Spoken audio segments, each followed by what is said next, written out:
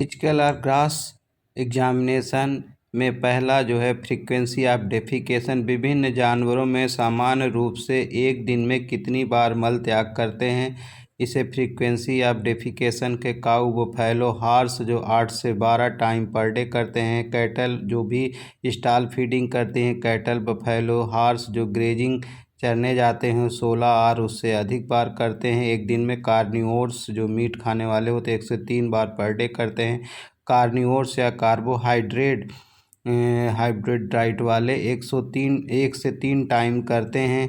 Frequency of defecation, अगर increase frequency of defecation होते हैं तो डायरिया होता है या डिसेंट्री होती है, अगर डिक्रीज फ्रीक्वेंसी ऑफ डेफिकेशन होता है तो constipation and decrease feed intake and water intake. तो ये सारे जो है फ्रीक्वेंसी ऑफ डेफिकेशन के आधार पर हम कॉन्स्टिपेशन है कि डायरिया है, क्वांटिटी के आधार पर यानी कितनी मात्रा में फिशिस एक दिन में जानवर करता है। तो विभिन्न जाति के का सामान्य रूप से डेफिकेशन जो है, जैसे कि कैटल एक दिन में 24 से 45 केजी तक डेफिकेट करता है, हार्स जो है 15 से 20 किलो करता है एक दिन में, पिग जो है 1 से 2.5 केजी एक दिन में करता है, सीप एंड गोट 0.5 to 1 केजी करते हैं।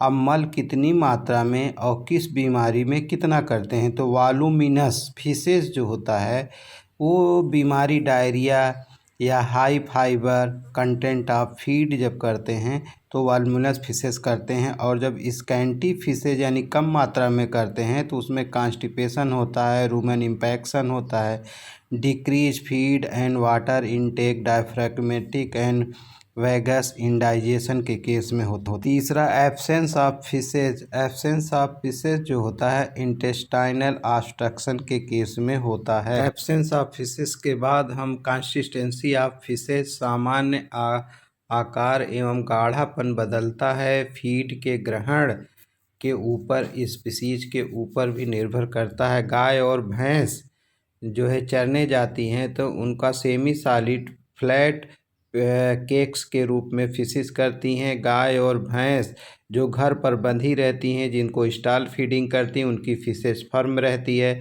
अब भेड़ बकरी का जो फिशेज होता है फार्म पिलेटेड फार्म में होता है। Pig pig pig and dog cat में जो है firm elongated cylindrical mass faeces का होता है। हॉर्स में जो है लार्ज बाल ऑफ रेगुलर शेप का होता है। असामान्य रूप से जब फिशेज गाढ़ापन होता है तो हार्ड फिशेज होती है, सॉफ्ट वाटरी फिशेज होती है, पेस्टी फिशेज होती है। हार्ड फिशेज जो है कॉन्स्टिपेशन इम्पैक्शन के केस में, सॉफ्ट फिशेज जो सॉफ्ट वाटरी फिशेज जो होती है डायरिया के केस में होता है या देखने को मिलता है। और जो है पेस्टी फिशेज जो होता है इंटेस्टाइनल ऑब्स्ट्रक्शन के केस में, रूमिनल स्टेसिस के केस में या एबोमेजल डिस्प्लेसमेंट के केस में मिलता है। कलर ऑफ फिशेज के आधार पर जो है मल का रंग बदलता है भोजन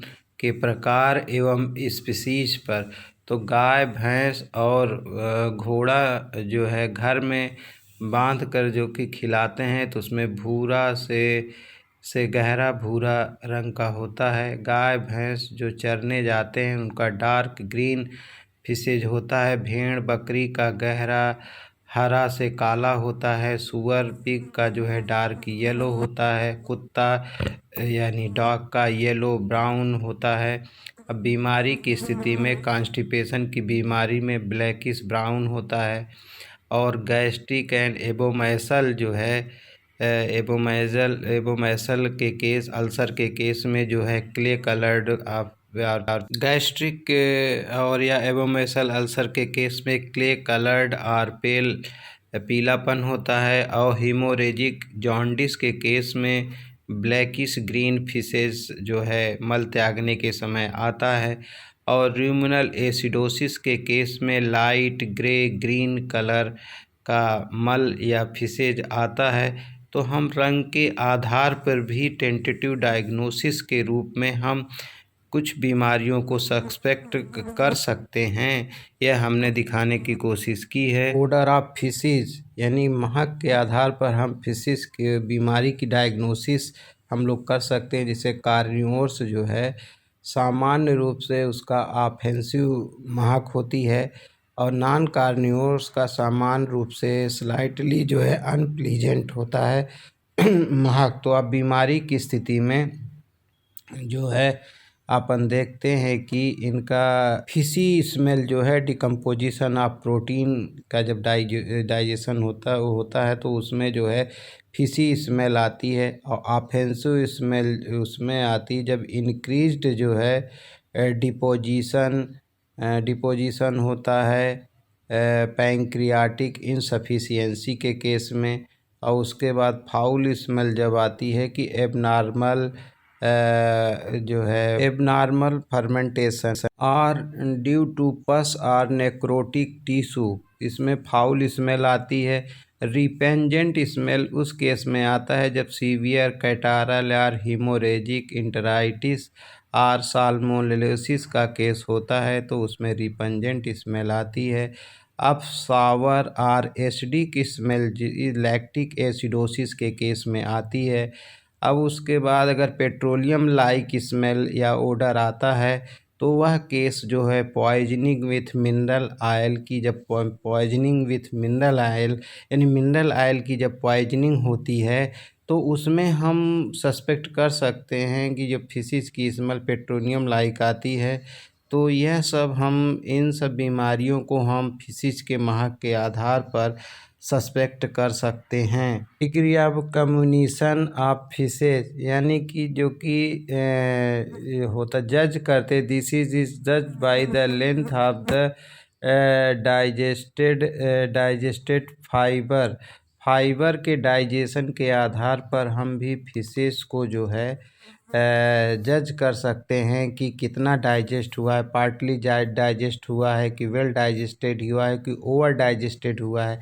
अगर 1 से 2 सेंटीमीटर का फाइबर फिशेज में मिलता है तो पार्टली डाइजेस्टेड है। अगर 0.5 सेंटीमीटर का डाइजेशन का फाइबर मिलता है तो वेल डाइजेस्टेड है। अगर लेस देन 0.5 सेंटीमीटर है तो वो ओवर डाइजेस्टेड है। अब जैसे पार्टली डाइजेस्टेड में क्या होता है, failure of nutrition, faulty mass mastication के कारण एक्सीलरेटेड पैसेज ऑफ फिशेज का होता है और वेल डाइजेस्टेड में नॉर्मल फंक्शन होता है। सातवां है abnormal constituent of faeces, sand, soil, bone, wood, hair, ये जो है pica in lamb and calf. दूसरे में जिलेटिनस और sticky faeces made up of mucus and fibrin अगर हो तो कॉक्सीडिया का इन्फेक्शन इन काफ में देखा जाता है। अगर म्यूकस प्लग फिशेज में है तो ये पैरालिटिक इलियस का केस माना जाता है। अगर blood mix with tenacious greyish white mucus faeces में आ रहा है तो इंटेस्टाइनल ऑब्स्ट्रक्शन सस्पेक्ट किया जाता है। और म्यूकस कोटेड हार्ड फिशेज अगर आ रहा है तो रूमिनल एसिडोसिस हो सकता है, कॉन्स्टिपेशन, डिहाइड्रेशन, कीटोसिस हो सकता है।